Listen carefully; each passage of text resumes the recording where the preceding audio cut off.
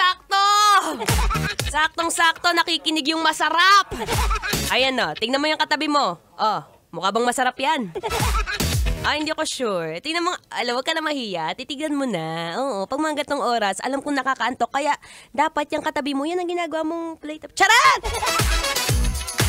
It's a happy Wednesday, Kabisyo. Wednesday na ba? Oo nga, Wednesday. It's a happy Wednesday, Kabisyo. Yes, I'm back. Ako pa rin to. Ang babaeng takbo ng takbo. Wow! Sa isip mo. Your daldalerang atleta, DJ Maratoni, para sa programang Love Trip! Trip, trip, trip. Yo, Trip lang.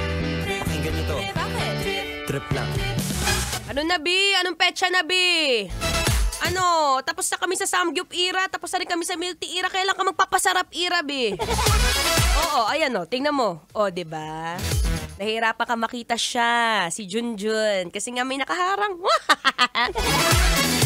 Anyway, ako pang inyong makakasama magmula 3 to 6 p.m. yan sa programang Love Trip. Alam mo, isa sa mga hinahanap ni Maratoni ay yung mga taong physically stable. Siyempre, bukod sa physically stable, kailangan emotionally at financially stable.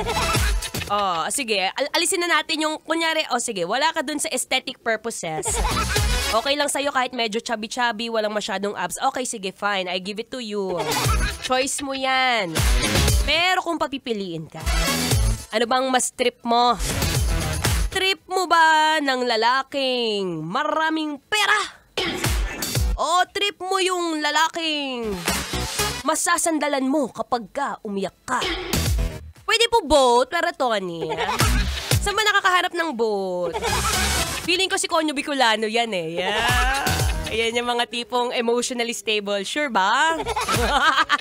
O kaya si Kim Chino.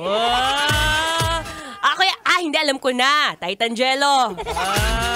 The best answer is Kajot. Ay nako, mahirap talaga humanap ng perfect lalaki ngayon. Ano? Kasi nga sabi ni Lord, hindi hinahanap yan. It will all come to the perfect timing. Kaya huwag ka masyado nagmamadali. Kagaya na pagmaneho mga yun, B. Dahan-dahan. San ka na naman nakatingin? Hirap ng ganyan, ano? Relax ka lang. Huminga ka ng malalim. At dahil meron pa tayong 40 seconds to breathe in and breathe out exercise. Okay, Rim na. Okay, straight body. Ayan, itayo mo na mabuti ang iyong likod. Huwag kang laging kukuba-kuba, nakakatanda yan. Pagkatapos huminga ka ng malalim, breathe in for 4 seconds, breathe out for 6 seconds. Ready? Breathe in. Ilabas mo ang sama ng loob mo. Breathe out. One more time. Breathe in. Huwag mo nang siyang isipin, hindi kanya priority. Breathe out. May naririnig ka ba? Wala yun. Last one. Breathe in. And breathe out. Sarap kapag ka-relax, ano? Ka na muna masyadong mamablema dyan. Okay lang yan. Hanggat nabubuhay ka, may problema ka. Hindi mawawala yan. Pag wala ka ng problema, kabahan ka na.